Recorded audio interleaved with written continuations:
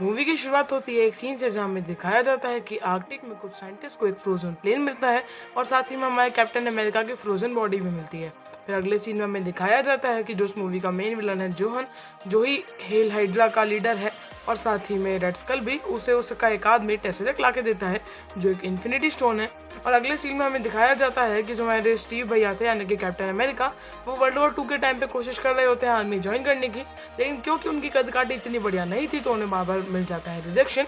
अब अगले सीन में हमारे जो स्टीव भैया थे और उनके दोस्त बकी भैया थे, वो दोनों जा रहे होते हैं एक साइंस एग्जीबिशन में जो हार्वर्ड स्टॉक का था। फिर वहाँ हमें दिखाया जाता है कि जो हमारे स्टीव भैया थे वो वापस आर्मी ज्वाइन करने की कोशिश कर रहे थे, और क्योंकि वो आर्मी ज्वाइन नहीं कर पा रहे थे, जिसके बाद हमें दिखाया जाता है कि उनकी कन्वर्सेशन एक डॉक्टर सुन लेते हैं, एड्सकिन जिनका नाम होता है, वो स्टीव भैया को एडमिशन दिला देते हैं आर्मी में। अगले सीन में हमें दिखाया जाता है कि जो आर्मी के कर्नल थे यानी कि फिलिप्स भैया, उनको यकीन नहीं हो रहा था कि स्टीव भैया बनने के लायक हैं कुछ यहाँ पे। जिसके बाद वो उनका एक टेस्ट लेते हैं, वो ग्रेनेड लेते हैं, उसे निकाल के सीधा फेंक देते हैं। अब वहाँ पे स्टीव भैया अपनी ब्रेवरी का प्रदर्शन दिखाते हैं, ग्रेनेड के ऊपर खुद कूद जाते हैं दूसरों की जान बचाने के लिए,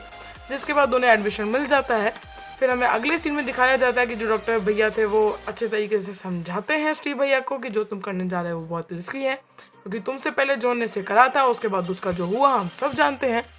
अगले सीन में हमें दिखाया जाता है कि जो हमारे जोहन भैया थे वो पहुंच जाते हैं टेसरेक्ट लेके अन्निम झोला भैया के पास, ताकि उनके जितने भी इन्वेंशन थे उन्हें पावर दी जा सके। और इसके बाद हमें दिखाया जाता है कि जो झोला भैया थे वो एक असैसिन यानी कि क्रूगर भैया को भेज देते हैं ताकि वो अच्छे तरीके से वाट लगा दे डॉक्टर एस्किन की। उसके बाद हमें दिखाया जाता है कि डॉक्टर एस्किन जल्दी जल्दी स्टीव रॉजर्स को बनाए देते हैं सुपर सोल्जर, जिसके बाद वो हो जाते हैं लंबे चौड़े मस्क्यूलर और कैप्टन अमेरिका बन जाते हैं। उसके बाद हमें ये भी दिखाया जाता है कि जो असैसिन भेजा था अन्निम झोला भैया ने, वो अच्छे से वाट लगा देता है डॉक्टर एस्किन की, उन्हें मार देता है गोली। और उसके अगले सीन में जो स्टीव रॉजर्स भैया थे वो पकड़ भी लेते हैं क्रूगर को, पर क्योंकि क्रूगर हाइड्रा का मेंबर था और हाइड्रा वाले साले साले ही पागल होते हैं, तो वो खुद के सिर पे बंदूक डालता है, बोलता है हेल हाइड्रा, खुद का ही माथा उड़ा देता है। फिर हमें अगले सीन में दिखाया जाता है कि ताकि जंग में सबको मोटिवेशन दिया जा सके, जो हमारे स्टीव रॉजर्स भैया थे वो पूरे दुनिया में घूम रहे होते हैं ताकि खुद को मोटिवेट कर सकें और खुद की सेना को मोटिवेट कर सकें। तभी उन्हें पता चलता है कि जो उनके बेस्ट फ्रेंड यानी कि बकी भैया थे वो गए थे रेड स्कल यानी कि जोहन भैया को पकड़ने, और वहाँ पे ये पैगी भाभी उन्हें बताती हैं कि 200 लोग गए थे जिनमें से 50 से भी कम वापस लौट के आए हैं।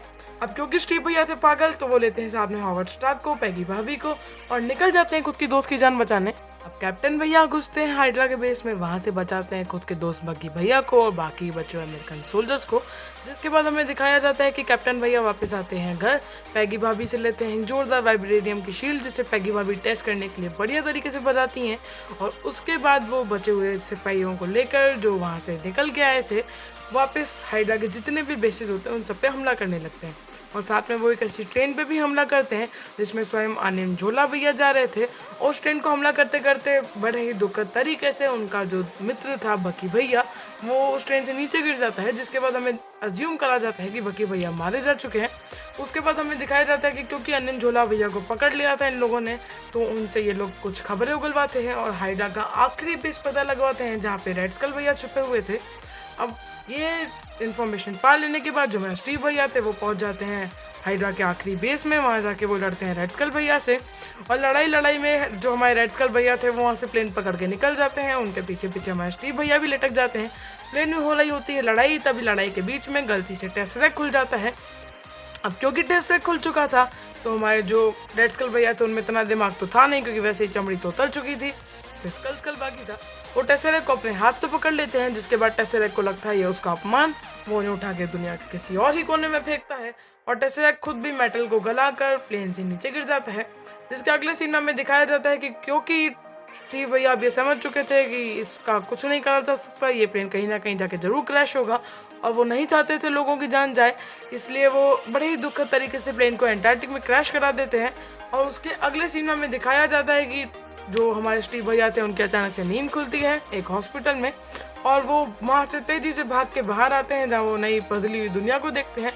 वहाँ पे फिर वापस हमारे प्रकट होते हैं पोस्ट क्रेडिट बाबा यानी कि फ्यूरी बाबा, और फ्यूरी बाबा आके स्टीव भैया को बताते हैं कि तुम 70 साल से नींद में सोए हुए थे और अब तुम उठे हो, और क्योंकि इन भैया का काम है हर जने को अवेंजर्स ज्वाइन करने का न्योता देना, ये वापस वही करते हैं।